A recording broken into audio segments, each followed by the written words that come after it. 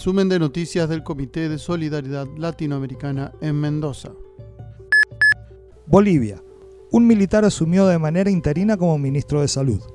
Central Obrera y maestros realizan protesta nacional. Argentina. A más de 2 meses de la desaparición forzada del joven argentino de 22 años Facundo Astudillo Castro, diversas organizaciones sociales, políticas y de derechos humanos interpelan al Estado. Organizaciones sociales del Frente de Lucha Territorial entregaron en Olivos carta para el presidente Alberto Fernández. Cuba. Concierto para Cuba unirá voces del mundo contra el bloqueo de los Estados Unidos. Chile. Querellas contra el presidente Piñera y el ex ministro de Salud Mañalich por sus responsabilidades en las muertes por COVID-19. Académicos llaman al gobierno a abrir diálogo por presos mapuches en huelga de hambre. Rarezas. Multimillonarios del mundo llaman a subir los impuestos. Bolivia. Un militar asumió de manera interina como ministro de Salud. El militar retirado Luis Fernando López, actualmente a cargo del Ministerio de Defensa, asumió de manera interina como ministro de Salud para reemplazar a Heidi Roca, quien contrajo el coronavirus. Dicho nombramiento fue duramente criticado por diversos sectores opositores al gobierno de facto de Yanine Áñez, especialmente por la falta de formación profesional del militar para ocupar dicho cargo, quien llegó al grado de subteniente de caballería como paracaidista y es comunicador social y empresario. Varios integrantes del gobierno se han contagiado del virus COVID-SARS-2, entre ellos la presidenta transitoria, los ministros de Presidencia, Relaciones Exteriores y Minería, además de viceministros y otros altos funcionarios. El candidato del MAS a la presidencia, Luis Arce Catacora, ya venía criticando el manejo de la pandemia en Bolivia. Improvisación, corrupción e ineficiencia caracterizan los constantes cambios de ministro. No existe gobierno en pleno colapso sanitario y crisis económica, ha escrito en las redes. Central Obrera y maestros realizan protesta nacional. Los trabajadores afiliados a la Central Obrera de Bolivia realizaron ayer, martes 14 de julio, una movilización por el centro paceño exigiendo la derogación de 2 decretos, el 4.272 y el 4.260. El primero está relacionado al destino de recursos económicos en el marco del Programa Nacional de Reactivación del Empleo y el segundo instituye la educación virtual, por lo que se suman a la marcha los profesores del área rural. Los maestros denuncian falencias en la metodología y la inversión de la educación a distancia y virtual.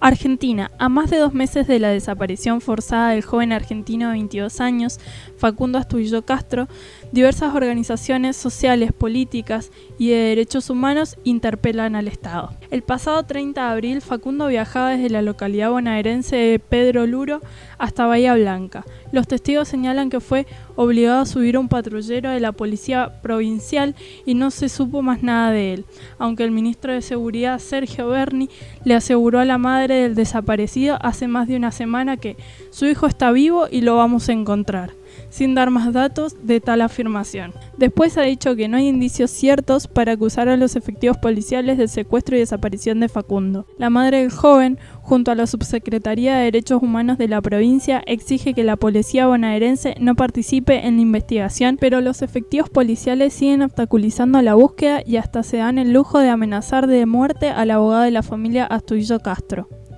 Un caso más para las cifras del terror de los innumerables abusos represivos que se han producido en todo el país. Un asesinato a manos de un policía y gendarmería cada 40 horas solo en el mes de junio. Esto totaliza 18 muertos. Si se le suman los 82 femicidios en 117 días de confinamiento obligatorio, la resultante es un estado de excepción a nivel de las fuerzas de seguridad que, teóricamente, iban a salir a las calles para cuidar a la población. Organizaciones sociales del Frente de Lucha Territorial entregaron en Olivos carta para el presidente Alberto Fernández. Referentes de distintas organizaciones sociales que componen el Frente Territorial de Lucha entregaron en la mañana del martes 14 de julio en la Quinta Presidencial de Olivos una carta abierta al presidente Alberto Fernández y reclamaron una audiencia con el mandatario. El texto hablaba de los distintos y graves problemas por los que atraviesan los habitantes de los barrios humildes del Gran Buenos Aires y del país entero. Hambre, falta de atención sanitaria, represión policial y un largo etcétera, que hacen a la vida cotidiana de los más humildes. Entre las organizaciones firmantes está el Frente de Organización de Lucha, FOL, el Frente Popular Darío Santillán, el Movimiento de Trabajadores Desocupados y muchos más. En el encabezado de la misiva le recuerda al presidente su convocatoria a que hagan ver si sienten que se está desviando y le expresa que le queremos decir que se está desviando.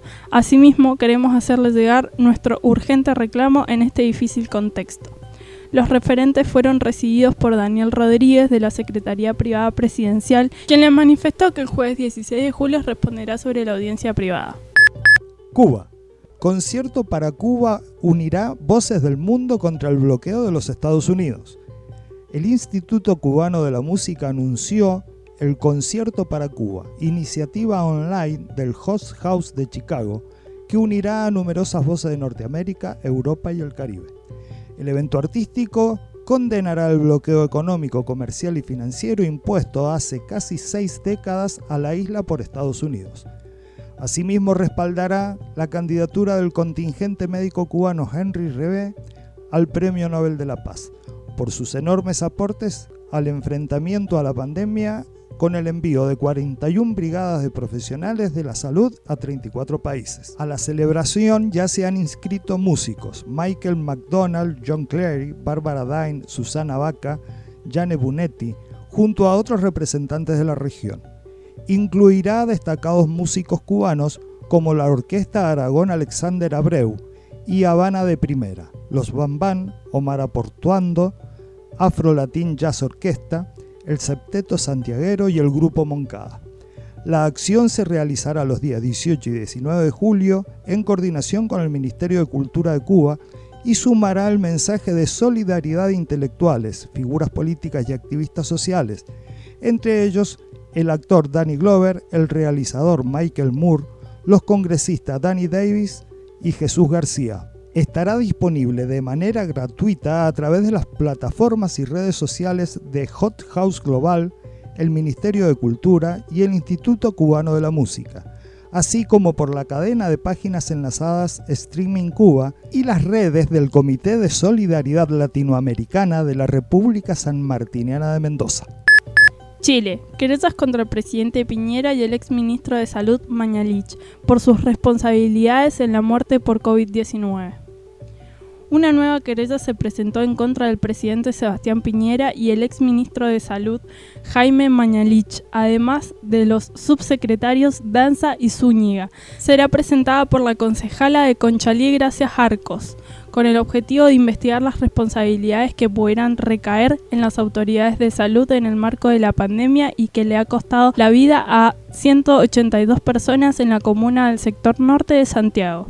La figura legal es querella criminal por cuasi delito de homicidio culposo y de negación de auxilio y abandono, y se comprueba en que el alto número de contagios se ocasionó por negligencia de las autoridades de salud, lo que determinó que un número de personas indefectiblemente muriera. Esta nueva acción judicial se suma a las ya iniciadas por el alcalde de la comuna de Recoleta, Daniel Jaude, y por la concejala de la comuna de Santiago, Irací Hasler, por los mismos motivos.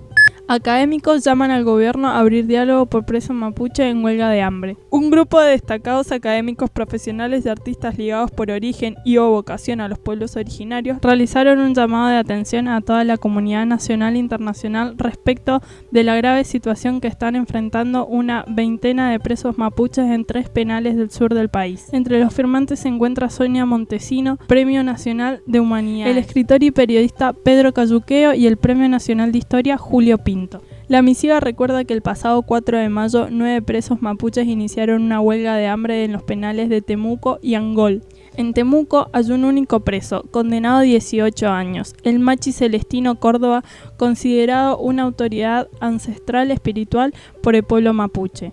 El 6 de julio pasado la situación se agravó al sumarse otros 11 presos mapuches, elevándose a 20 en total. Los presos solicitan poder esperar sus juicios o cumplir sus condenas en sus respectivos hogares, o al menos en un centro de educación y trabajo. El Machi Celestino ha pedido cumplir el resto de su pena, 11 años, en su LOF, territorio de origen, para poder ejercer sus labores curativos y renovar su compromiso ante su Reue, el espacio sagrado del cual obtiene él su energía espiritual y depende de su propia salud física. Dichas peticiones se enmarcan en las normas del Convenio 169 de la OIT sobre pueblos indígenas y tribales, ratificado por Chile en 2008 y de acuerdo a las cuales la prisión de personas indígenas debe adecuarse a las normas culturales vigentes en cada pueblo.